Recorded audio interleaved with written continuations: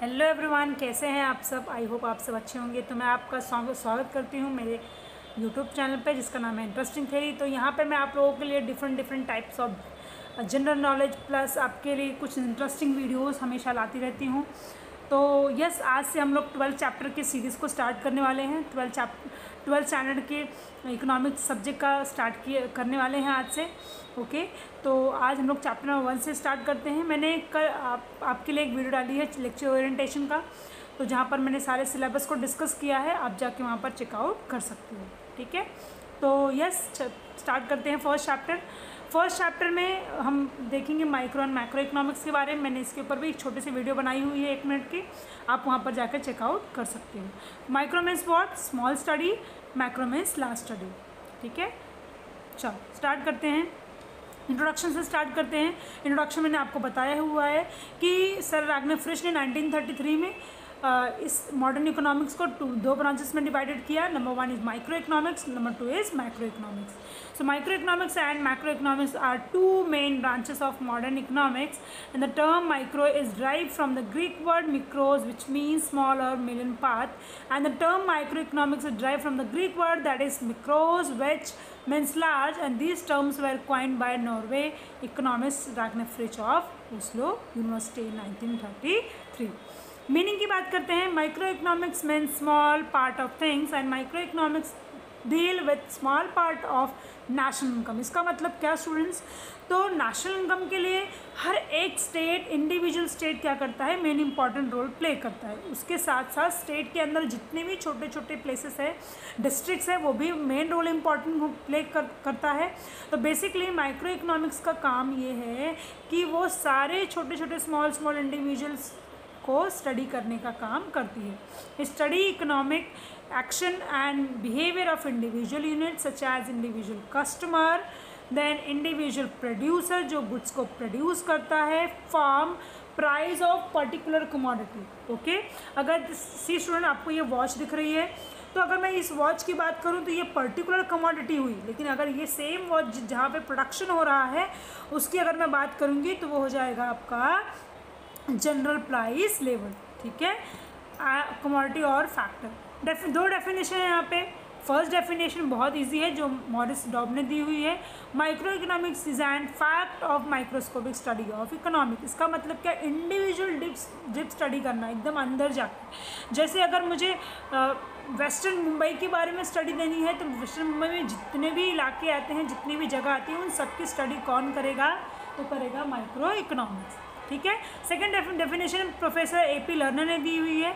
Micro economics consist of looking at economic through a microscope, मतलब एकदम बारीकी से देखना, as it were, to see how the million of cells in the body of economy and the individual or household as a consumer, individual or firm producers play their part of in the working of the whole economic organism। इसका मतलब क्या, ये छोटे छोटे जितने भी parts हैं वो अपने काम को अच्छी तरीके से निभाते हैं, जिसकी वजह से माइक्रो इकोनॉमिक्स की स्टडी हो पाती है। जैसे आपको सबको पता होगा, हर 10 साल में सेंसस निकलता है जिसको हम जनगणना कहते हैं।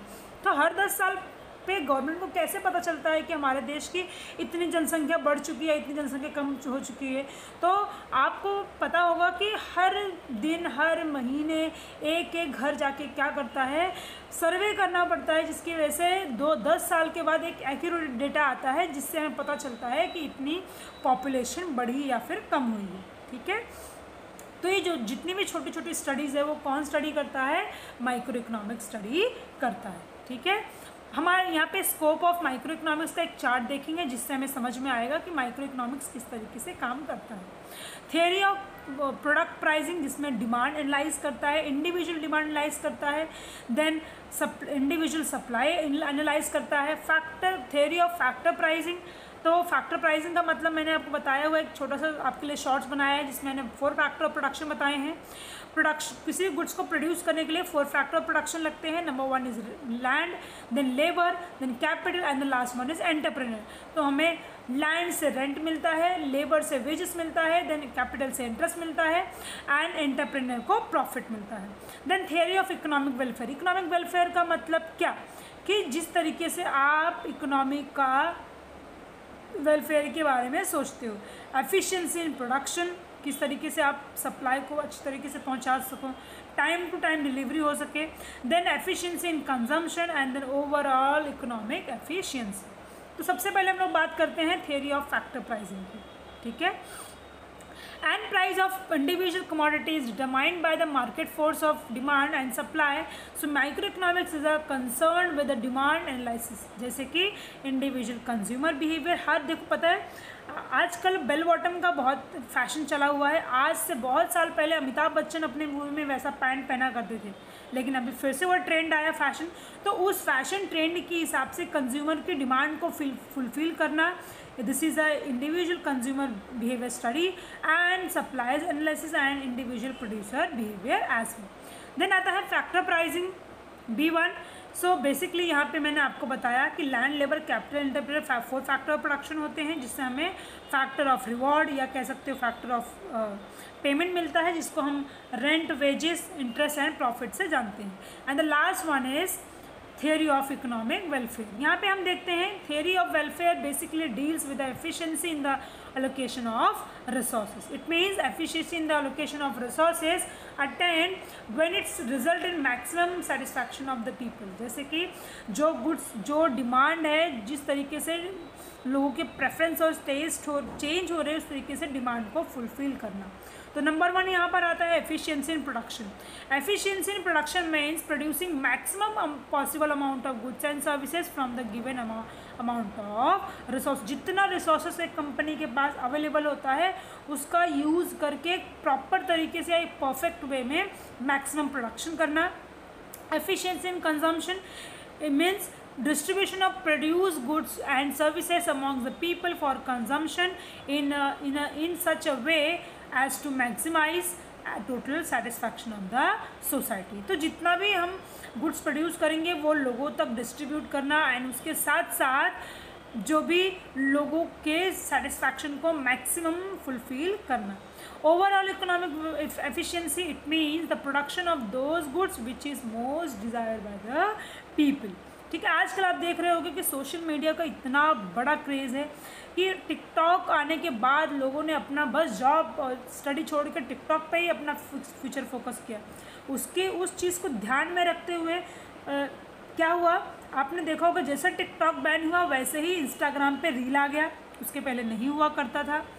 और उसके साथ साथ यूट्यूब पे शॉर्ट्स आ गए। इट मीन आप समझ रहे हो कि लोगों के डिज़ायर को फुलफ़िल करने के लिए, उनके इधर कह सकते हो उनके डिज़ायर को, उनकी नीड को सेटिस्फाइड करने के लिए टाइम टू टाइम इनोवेशन होना ज़रूरी है। So micro economics theory was under the condition this efficiency are achieved. So thus the focus of microeconomic is mainly confined to price theory and resource allocation. Why? Because it does not study the aggregate. Aggregate means total होता है student, relating to the whole economy. This approach does not study national economic problems such as कौन कौन सी चीज़ों को study नहीं करता है। Remember, unemployment, poverty, inequality of income. So theory of growth, theory of business cycle, monetary, physical policy, ये सारी चीज़ें माइक्रो इकोनॉमिक्स के बाउंड्री से बाहर है। तो इसे कौन स्टडी करता है? तो इसे मैक्रो इकोनॉमिक्स स्टडी करता है। यहाँ पे आज हमने ख़त्म किया। नेक्स्ट लेक्चर में हम लोग फीचर्स से स्टार्ट करेंगे। ठीक है, thank you so much everyone. आज हमने क्या किया, एक बार रिकैप ले लेते हैं। इंट्रोडक्शन में हमने देखा कि सर वैगनर फ्रिश ने 1933 में 2 ब्रांचेस में डिवाइड किया मॉडर्न इकोनॉमिक्स को, micro economics, macro economics. Meaning बताया, स्मॉल इंडिविजुअल पार्ट को स्टडी करता है। 2 डेफिनेशन देखी। स्कोप ऑफ माइक्रो इकोनॉमिक्स देखा जिसमें फैक्टर ऑफ प्राइसिंग है, थियरी ऑफ फैक्टर प्राइसिंग है, थियरी ऑफ प्रोडक्ट प्राइसिंग है, फैक्टर प्राइसिंग है एंड इकोनॉमिक वेलफेयर है। Thank you so much everyone and yeah take care all of you and yes, like and subscribe my channel. I hope you like my videos.